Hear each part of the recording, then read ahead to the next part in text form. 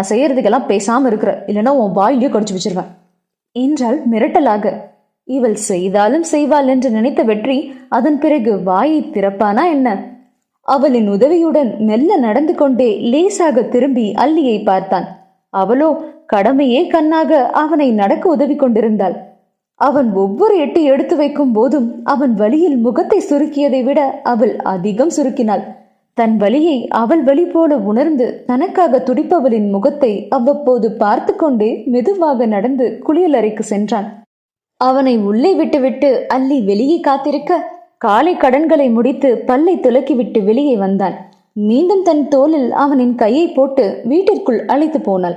சுவரில் சாய்ந்து காலை நீட்டிக்கொண்டு அவன் வசதியாக அமர்ந்ததும் அன்னை கொண்டு வந்து கொடுத்த ரசம் சாதத்தை நன்றாக நொறுங்க பிசைந்து தட்டை அவனின் கையில் கொடுத்தாள்.